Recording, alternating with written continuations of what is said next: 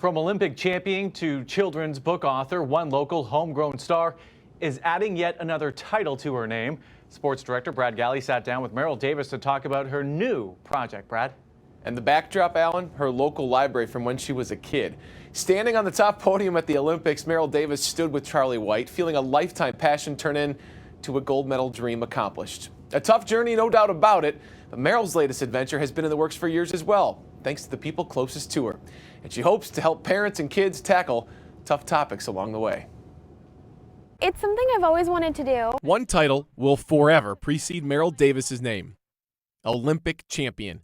The 2014 gold medal champ added another title to her name during the pandemic. Children's books are something that I've always been interested in pursuing. My mom was an elementary school teacher. I was having a lot of conversations with my girlfriends early in the pandemic, our weekly Zoom sessions, and a lot of them, of course, are young parents. And so they were talking to me about the challenging conversations they're having with their kids, whether COVID related or otherwise.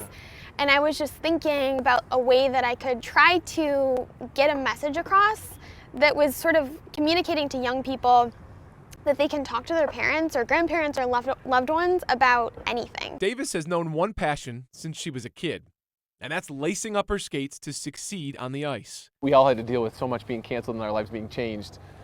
How difficult was it not being able to do what you love the most?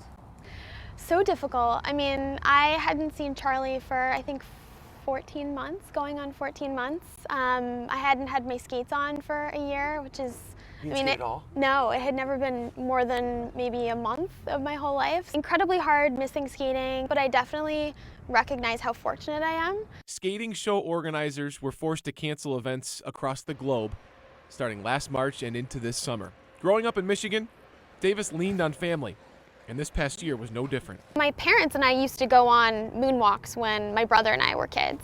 And my parents said that walking outside at night was a really good way to sort of get us to talk about our feelings, and we were looking at the stars, looking at the moon, and we would just connect in a different way as opposed to when there were other kids around. It was really special to share this with my parents because it is very personal. You are a real part of this community, and that's the thing. You're an international star, Meryl, but I mean, this was your library. Yeah, I probably still have my library card somewhere at my parents' house. This is actually my grandmother's copy. So I got to read this to my grandmother, 2 days ago, and that was really special. And her grandma is in her 90s, so Meryl made sure as soon as we got done, she said, the first thing I'm doing, we have to get this back to her. This is not her grandma's copy. I would not take that. But an amazing book, an amazing idea, and she said she did it when they would go up north at night. Her parents would wake them up and go, hey, let's just go out and talk. So a really cool idea when a lot of us are still at home, and even as things open back up here, just talk. Let's talk and maybe listen to what little ones have to say. Yeah, that is so important for sure. And it's really incredible to see what people have been able to do creativity-wise, during the pandemic. And great to see that Davis is doing the same. I'm sure that's a gold medal book. Good point, man. Yeah.